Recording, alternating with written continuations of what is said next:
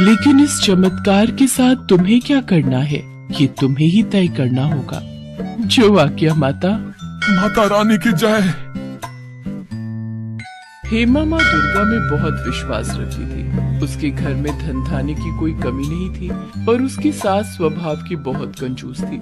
वो अपने लिए तो जी खोलकर खर्च करती, पर कभी भी कोई दान पुण्य नहीं करती थी। अगर हेमा किसी को कुछ देने लगे तो उस पर चिल्ला पड़ती थी, सेब ले लो, सेब मीठे मीठे लाल रसीले सेब ले लो।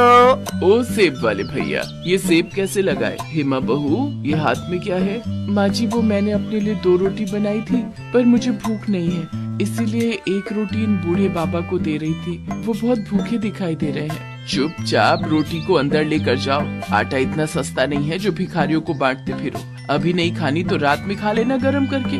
पैसों की बचत करना सीखो।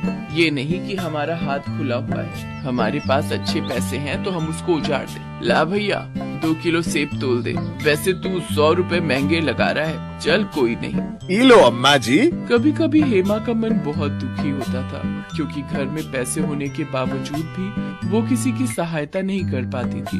आपको पता है आज एक नया ग्राहक जुड़ा है, बहुत अच्छी कमाई होगी इन सर्दियों के सीजन में। उस ग्राहक को हमारी फैक्ट्री के स्वेटर बहुत पसंद आए हैं। ये तो बहुत बढ़िया बात है सुमित बेटा, बस तू ऐसे ही खूब पैसे कमाता जा। घर में पैसे जुड़े होते हैं तो किसी बात की कोई परेशानी नहीं होती, बस काम अच्छा चलता रहना चाहिए। सुमित का काम अच्छा चल रहा था, कमाई भी बहुत अच्छी हो रही थी।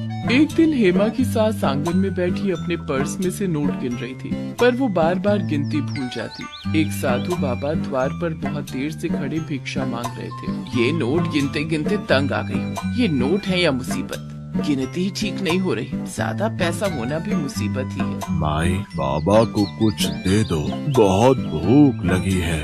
अरे बाबा, मैं पहले ही इन रुपयों से परेशान हूँ, ऊपर से तुम परेशान कर रहे हो। जब तक ये नोट मेरे हाथ में है तुम्हें कुछ नहीं मिलेगा। जाओ यहाँ से। तुम पैसों से इतनी परेशान हो, एक भूखे को भोजन देने का भी समय नहीं है। भाई, अगर तुम इन रुपयों से